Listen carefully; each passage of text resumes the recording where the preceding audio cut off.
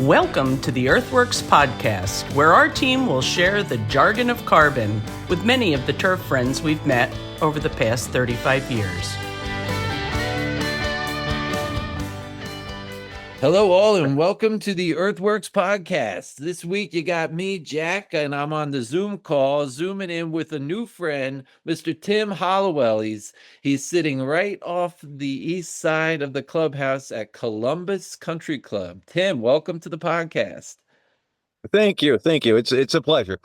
Yeah, this is great. This is cool because you and I have known each other for for a matter of 6 days because you came to the Soil Academy last week, the seminar at Topgolf in Columbus, and we got to meet there, and you were really intrigued on a lot of the stuff we were talking about, and I'm eager to dig into this conversation, but happily, when I said to the audience at the end, hey, check out the podcast, and by the way, if you want to be on the podcast, come talk to me. And then there after the talk, there we were talking. You said, hey, bro, let's do it.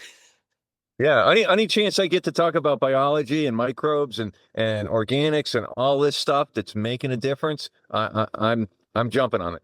Oh, this is great, dude. Yeah, so cool. So we'll be able to get into it. But first, introduce let's hear kind of your background, and for the listener and also for me. I mean, I know a little bit, but you know in the kind of in what you've told me so far, you're a journeyman horticulturalist, green industry guy that's been doing this for a while and happily. Yeah. Yes. So, we can attribute all this to probably my grandmother. Spending weekends with her. She had a garden out back, tomatoes, peppers, the whole 9 yards. Had a small little plot of land on her property, maybe 1,000 square feet tops. Push mowing a real type mower on her property, mowing her grass, helping her in the garden, eating the garden. And then I went to a Votech school. So what city was this, Tim? Where did you grow up? Cleveland, out of the Cleveland area on the east side. And your gram was into the property and into growing her own food too, it sounds like. Yes. Yeah. She was an old Italian woman, old school. She didn't have a washing machine. She had a washboard. She didn't have Windex. She had vinegar. She was definitely old school. And, I'm 8 years old. I don't really know the science of all that stuff, but I thought it was all intriguing and interesting. And you were kind of working hand in hand. Was she teaching you some of this stuff, or because I think what I'm eager to get into is this biological soil management stuff. It's old school, and it's natural, and it's almost intuitive once you start working with the soil. And I'm curious if that was your grandmother's experience, if you remember. I don't remember much of the science end of it, or how she actually did things. I remember the horned caterpillar that would eat tomatoes. She would pull that off, and it was a difficult one to find, even though it was big. It was still green, and she'd throw it on the ground, step on it, and Timmy, that's how we take care of that. And I was like, okay. And so she was, I don't remember any chemicals or dusts or anything like that. So, this is back in the 70s. So, dusts were pretty common. But I think with Rachel Carson's book, things started to take a turn for the better of understanding, pesticides, understanding plants, the environment, and trying to be more gentle with that. Yes. And it was all good stuff. And then brought that to, my home, mowed the lawn, took care of the shrubbery, that type of thing. And mom and dad, they certainly loved that. And it got me outside, and it was good. So, and you're you're saying at 8 years old, like this, you were introduced and you got going with this, and you decided to take it into a vocational school. It sounds like, huh? What's that experience like? That was a great experience. And I don't know where I'd be without that school. It was a high school. Yes. So, freshman, I was in a program, and it was, all week long, you're in a program dealing with greenhouses, dealing with plants, soils. And then 1 week of academics, learning all the fundamental educational stuff, and then 1 week of shop. So you could really get things going, being there all day, all week long. Did you have a So greenhouse? Is that yeah, oh, we had three. We did bedding plants for the spring, annuals, that type of stuff. We did do some poinsettias um for the holiday season, and then had just one greenhouse for house plants, experiments. Each student had their own little bench that they could take care of plants. oh, So that's great. um, and the school is still doing very, very strong. Um, Oh, so excellent. and so we're going to switch gears. This was out in Massachusetts, because we moved out there, and so I was out there in the Northeast. Right. And that's where I went to high school. And then it morphed into college. Um, went to University of Massachusetts, Stockbridge School of Agriculture, got a 2-year degree in turf grass management, Love got a it. 4-year degree in arboriculture and urban forestry, and then off to the workforce I went, Yeah. and stayed with turf, and for probably 15 years or so. Was an assistant, became a superintendent, became a certified golf course superintendent. Oh wow. Um, Where was all this experience, Tim? Was this uh, Massachusetts as well? no, that all happened. Then I just jumped one line, went into New York State, Mm-hmm. um, and was an assistant there for 5 years, superintendent for 6, um, and and enjoyed it. And then switched gears, got into the horticulture end of it, but stayed on a golf course to do it, and it's been great ever since. Never looked back. All right, Um, so I got a couple things with this, man. First of all, I think that the public education system in this state, in this country, is so cool that they had these that you went full public education with this really ag focused thing, and that you were offered that right from a young age. That and you know it's done so well for you. You learned so much, and right all the way through to a bachelor's degree. What a great thing. yeah, and it was, the cost of schooling back then, it was affordable. Um, Yeah. I think maybe 3 grand a year, I was paying, to go to school. So that won't even get you a month in higher education these days. So it's it was definitely money and time well spent. Um, Yes.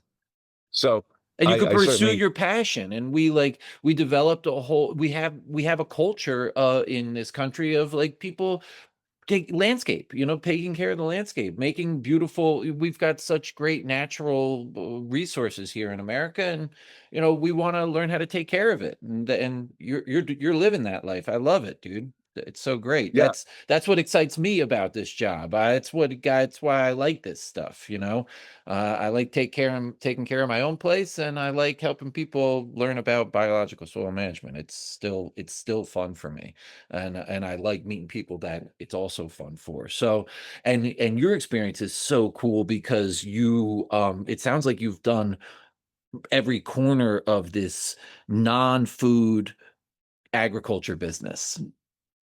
yes. And I think I told you that I have a ton of taglines, and one of the taglines um if I take care of the plant will take care of me. So taking care of plants is a great livelihood. It can put food on the table. You can live in a nice house.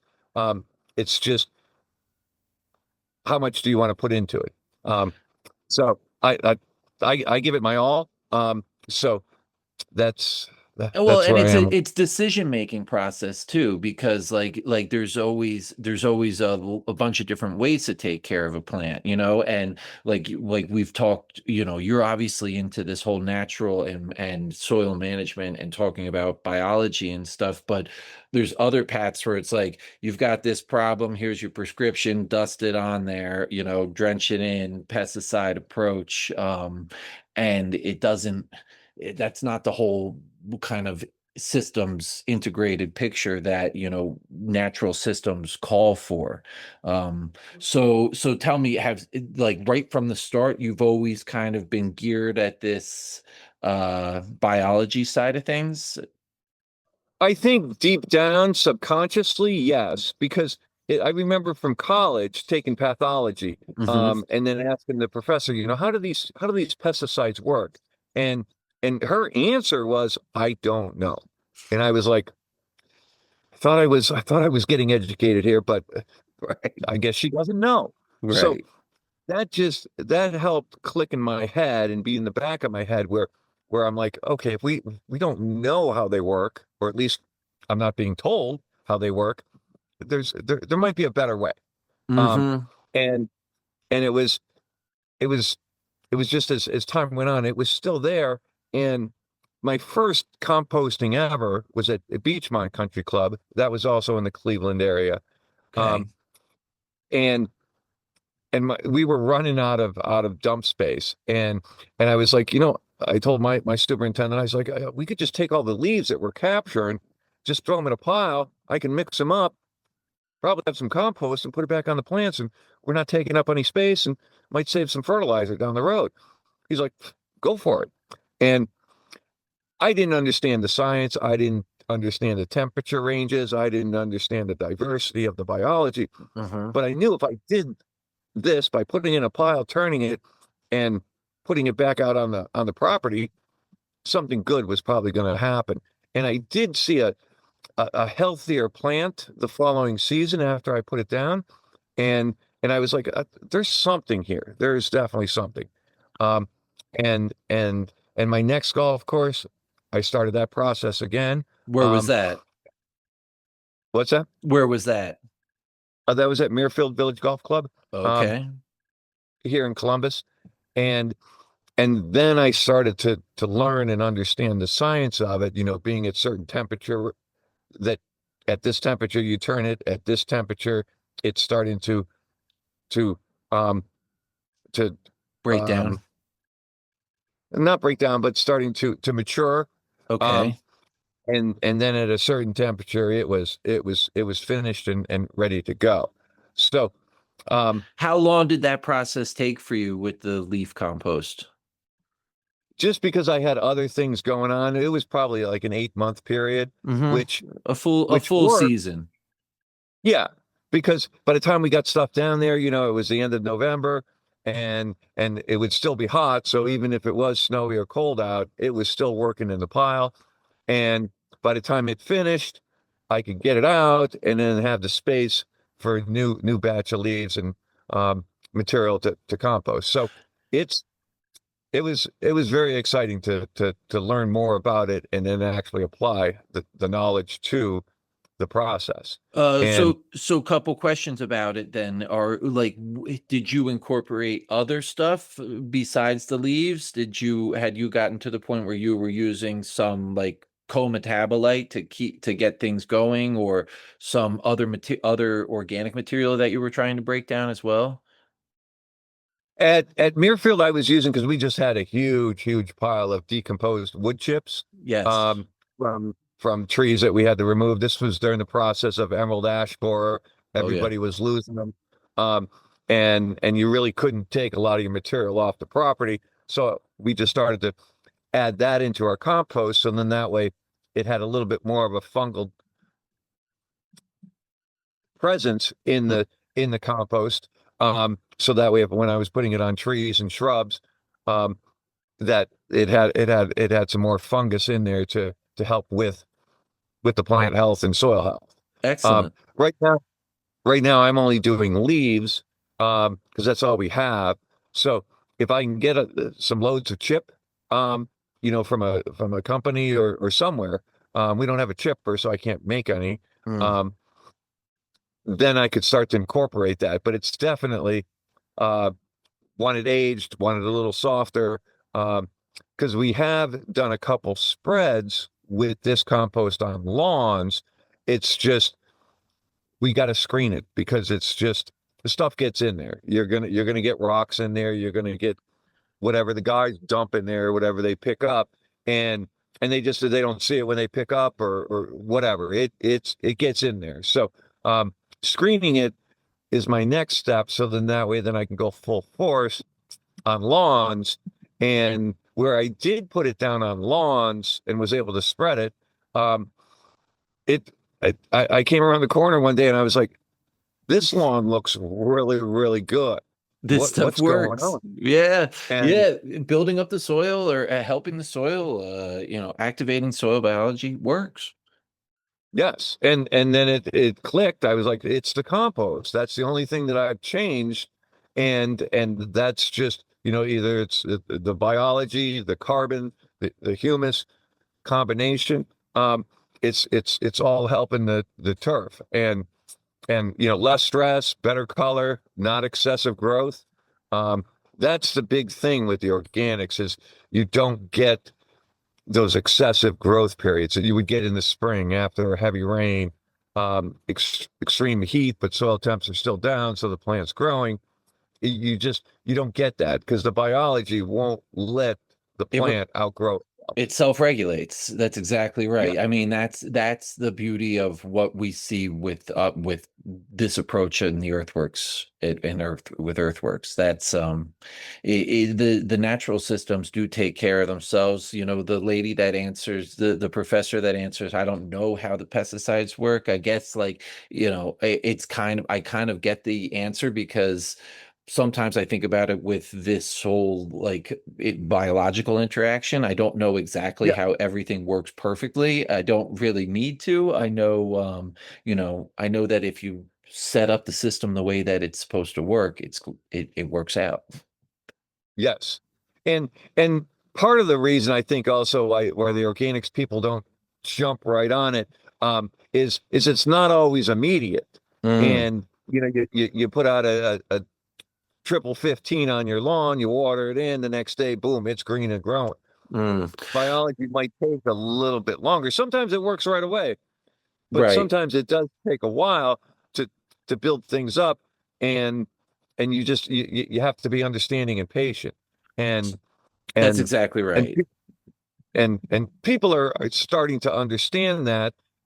But we people, we're not patient. We are not patient at all. So We've made an effort at Earthworks over a long time to understand that notion and to build things that have an approach that gives quick response as well, but that's what we're doing. That's yeah, because that is something you need to do with organics. Yeah, you want to make them so that you can get a fast response out of them because you're going to get the extended response. Yeah, that's yeah. cool. So tell me, the horticulture department at Columbus Country Club. We're sitting here in April. This must be an incredibly busy time for you. It is. Um, and and I've got my staff with me here today. Okay, okay, great. That's just me. Um, it's just one guy. Um, So and I get it. and the golf course, the superintendent, director, they're very helpful with getting me help when I need it. Right. And I'll tell them, I says, if you got any extra guys, send them my way. Sometimes I'm like, I desperately need a guy today, and they work through it and find someone. So So what do um, you have to, what is on task for you? Like, what's required in the springtime?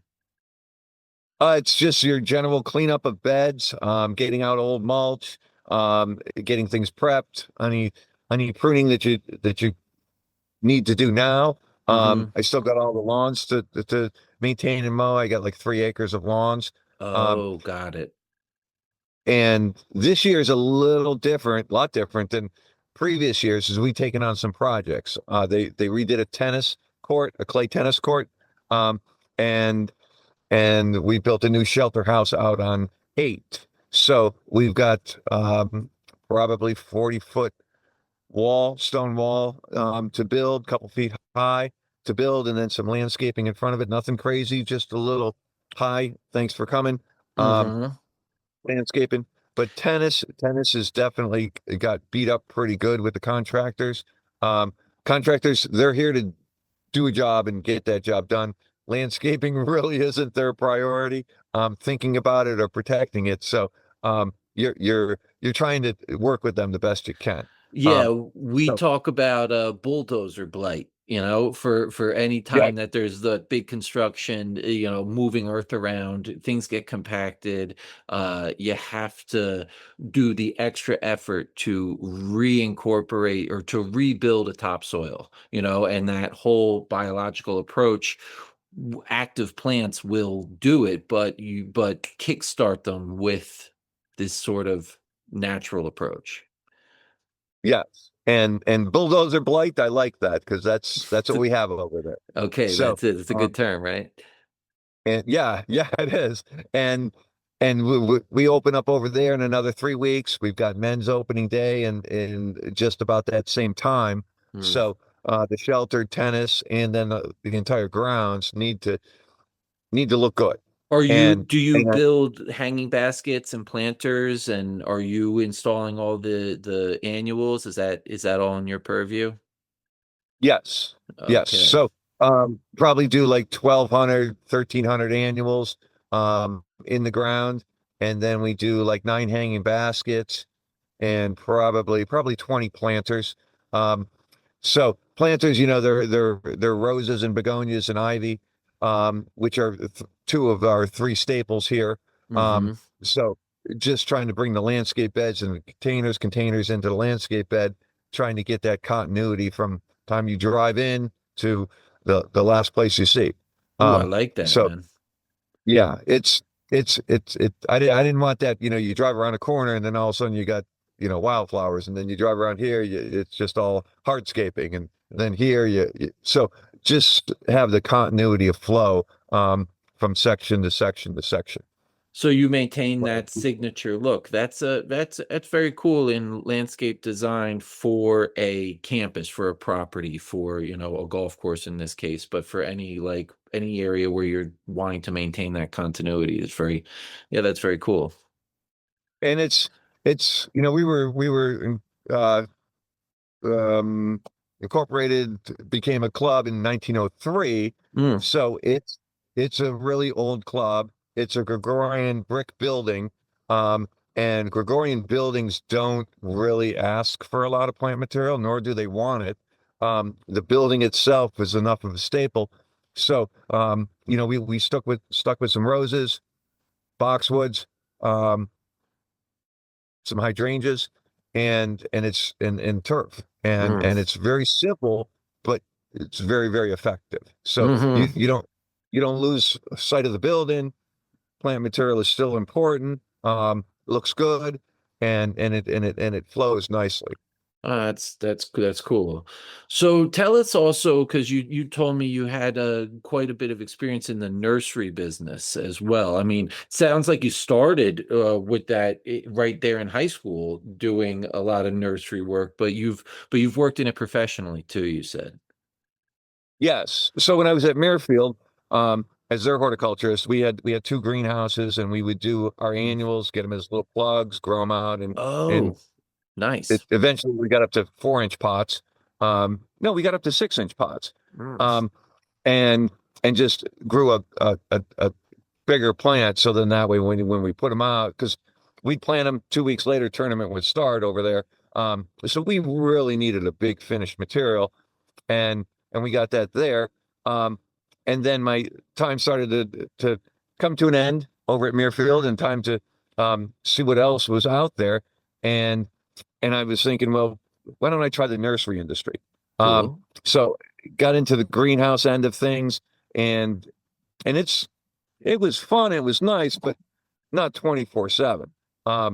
So I went into the actual nursery industry, where they were growing on the ground, growing in the ground, growing in containers, growing shrubbery, perennials, um, not so much trees, um, and got experience there with them, and brought that organic mindset to them, Mm. and they weren't overly receptive to it, but they didn't shut me down. So I just went full force since they Hmm. didn't shut me down. And they saw the quality of plant. They saw that I could finish a little bit earlier, definitely on time, if not a little earlier, um, which definitely helps with sales in the spring. Because in the spring, you put a plant on the shelf in the garden center, it's going to sell. So Yeah, that's it. So well, so we need product. So yeah, so yeah, coming to I mean, I talk about this with all of our growers. What you can do to hasten a maturity to bring your plant to harvest, is, and we talk about it with sod, we talk about it with, particularly in this nursery side. Yeah, you need product. So get it grown and make it very yeah, mature, that you're not that it's something you're proud of selling, and that when the customer takes over the care of this plant, it's a super robust, healthy plant that's not going to fail. yes, we had great roots with it. Hmm. It wasn't flushing out of control. It wasn't overgrowing itself. It could last on the shelf, and and all the good stuff. Um, Hmm. I remember when one of the growers came down from up north because I was a satellite of the company, so he would come down from time to time, and Diutia, it's a shrub, and I grew it, and he's like, "Oh, this crop looks great." I was like, "Yeah, it's doing good, no issues. It's the size and stuff." And he picked up one, and it was dry as dry could be, and but no signs of wilt, no signs Yes, of slowing yes. down. Yeah. And he got really upset with me because he wanted it to be wet. I'm like, I why do I want it wet if it's healthy and growing? Right, Um, exactly. Yeah, because and that that's that's where what the keeps the plant reaching, right? Like that's what keeps the plant robust. If it's wet, then you're going to deal with other problems. Yes. And that's where then we kind of butted heads on that, and I don't think we ever really recovered. Uh, Um, and he just was like, these organics aren't working. I'm mm. using less water and I'm still producing a plant that's acceptable. I don't know how we're losing. So um, it was it was it was a challenging time to say the least. Yeah, I yes, did exactly. Perception, like the like changing perceptions is the hardest. It's the hardest task. Yes. Yes. And you can't, and I've said that all the time where, if the club gets, disappointed in the superintendent and it's just perception, how do you how do you defend yourself? Hmm. So you're trying everything that you can to not have perception become part of the equation because you can't defend. It's what people think, and they're That's going to think right. what they want. So That's right. Well, you objectively were growing a very healthy plant, with less input, and bringing it to harvest, on time and early. So that all those things yeah. are pretty objective. Yes. Yeah. And we did stuff with they recycled their water for growing. Mm. Um and we'd have to inject acid into the water to adjust the pH. And I was like, we could do this with biology. You can pretty much do anything with biology that you can do chemically, and vice versa. So I got some product, tried it in the Hmm. ponds, got pH to stay at 7. Sediment was always coming in from the last night's irrigation, but it Okay. was starting to digest some of that and make the pond clearer. pH was good, nitrates weren't there, phosphates weren't there, um, and it was working. And then they shut that down. There, you got to inject acid. I'm like, why are you exposing me to acid if I don't have to? So um, I I wanted to work with them. I wanted to keep my job. I wanted to learn, and it just I was like, I need to be back on a golf course. And came back Well, here. the beauty of being under the open sky, there's nothing better. Working with the earth, No, there's nothing better. no, no. Having I earth under your understand. feet, sky above you, it's great. And I would always say, I've worked maybe 5 days of my life, um, because I love what I do, and it doesn't feel like work. It's just something I want to do. So those 5 days, they, They were hard. they They were probably hard weren't fun. days. Yeah. Um, but Oh, that's but great. we've all had those days. There's no doubt. So, but I They can do be love what I do. unavoidable. Yeah, and I love that your earliest memories of it are working with your grandmother, and you know Yeah. you really can attribute that, and which means it's in your blood as well. Like we all come from. That's the other thing about this. I feel like when we start to work with the earth, like you tap into the long lines of ancestors that we're all agrarian. Everyone on every human here is agrarian. We came up that way, Yeah. as a people. So we know we like it's exciting. It's our bodies get excited working with the earth. It's so I don't know. It's fun. Yeah. And the composting has been the most exciting part of what I do because it's just opening all these avenues and ideas and understandings of how this works. And the two things, and research is good. There's no doubt about it. Some things we probably have researched to death, and let's move on. Hmm. Some things we probably haven't even touched on. But I I'd like to see more research being done in in the in the composting area as far as what is it actually producing. And it's just like in a forest, except we're helping it along, we're moving stuff, we're putting stuff into the pile. And is it producing nucleic acid, RNA, and why is it producing it, and what kind of RNA is it producing, and is that helping the plant either grow, defend itself, multiply, what have you? But there's something there with compost and what it's producing, and we just need to spend more time researching it. I realize it's money and time, um, but I think that could greatly benefit us. Um, and the other thing is the rhizophagy cycle. We've known about that for maybe a decade now. Um, but what are the microbes that are actually able to go up into the plant when they're taken in, and then to help with endophytic properties? Ooh, I Um, forgot that that's the one that really got you going when I brought up the rhizophagy in the talk. You were yes, like you were like, "Oh yeah." Yeah, yeah. so tell me more about what you've read and as it relates to endophytes.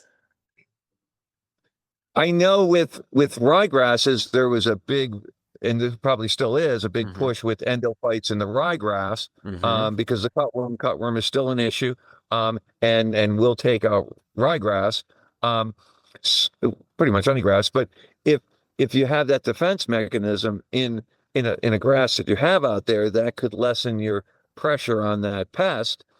And are there other endophytes out there that we can encourage to be in our soils, and then encourage to be taken up by the plant and stay in the plant?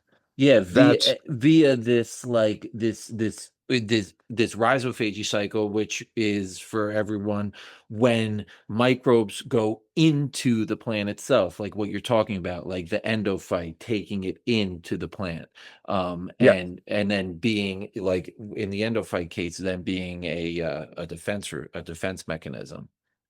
yes. And it's and I find it really wild with the um superoxides where they Mhm. break down the cell wall, but not to the point where they kill the bacteria, but Right. just release all those nutrients, and then is able to shoot it back out at the root hair, and then it's able to solubilize some material that goes back into the plant. The biology goes off and does what it does. So it's a So great and wonderful cycle. that's what the question of like what's happening in the compost pile. A whole symphony of wonderful things is happening in the compost pile of these Yeah, interactions, and then of course what is it left with? It is left with the it's one way to say it is it's a graveyard for microbes. So it's a great, but it's like its civilizations have lived inside of this compost pile, and they're all still, the remnants of it are all still there. In fact, that's what it is. It's like Yeah. it's like 100,000 years of New York cities, of Manhattans, like just on top of each other, and everything that ever was existing all there, and now it's there as compost. And and even if they die, they might need to die. Right, And right, right. That their death is all part of it.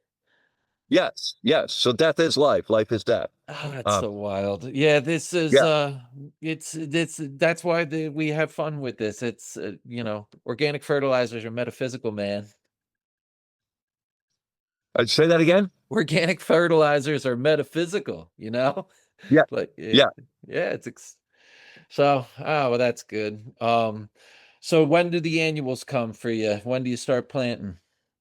I'm shooting for like the 15th of May, All right. and it's always weather dependent. Mm, But as of late, maybe the last 5 years, we haven't really been getting a late frost agreed. here. So there was one year, maybe 2, 3 years ago, no frost whatsoever in May, absolutely none.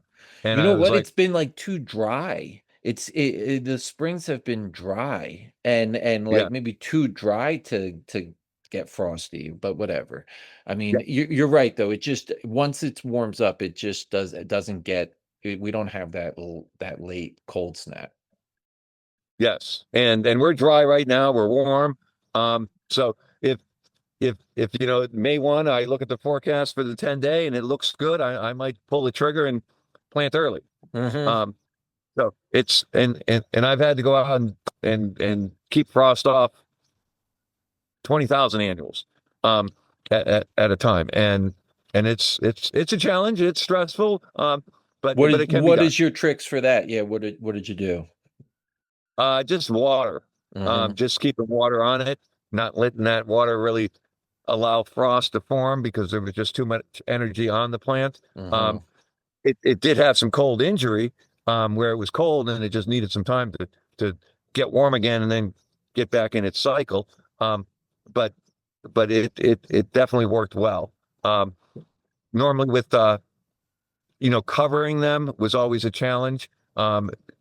Trying to pull off a cover without pulling the plant out, that was always a challenge. So it was the water trick was the was It the safest. it just requires someone, a keen eye to be on top of it and be there and actually do the work. So, and that's what it sounds like you had to do. Yeah, and I at that time, I had a staff, and I'd have to pull them in early. And you just this is your bet. You every 5 minutes you just go over it, wait a little bit, go back over it again, and just keep the water going so frost doesn't form. Because if you keep putting water down there, it's too much energy for that to freeze. Okay, well, okay, so for everybody that can do it, if need be, that's your trick. That's Yeah. your trick right And there. And if you have a small bed at home and you've got annuals, putting newspaper over there and then just wetting that newspaper so they don't blow away. Um, I had to do that in an area, and I had good results with that. So, but there was no way I could do it to all the beds that I had. Mm. Um, so the water was when I had masses, the water trick is where I went. Oh, that's good. Well, Tim, I thank you so much for getting on the podcast with me. This was a fun talk. It's really great, always great to have to have someone that's so passionate about biological soil management on the talk. And I look forward to keeping this going with you. There's a lot more we could talk about when it comes to these Oh yeah. earthworks products, especially in these annual installations and everything like that. So yeah, I'm looking forward to it, dude. Yeah, I mean, you've got products that help with after aerification. You got products that help with seeding. So we could certainly spend time talking about specific ones, talking about just the biology that's in them and how all that works. there's a ton of things we could talk about. Well, This was just, yeah, this was a nice little intro. I'll be yeah. visiting you out there at Columbus Country Club this summer. So, and I'm looking forward to Okay. getting on that property and seeing everything. So, yeah, but thank you for being on the podcast. Okay. My pleasure. Yeah, we'll talk soon. Right. Okay. Sounds great. All right. So long, Tim. Okay. Take care, Jack.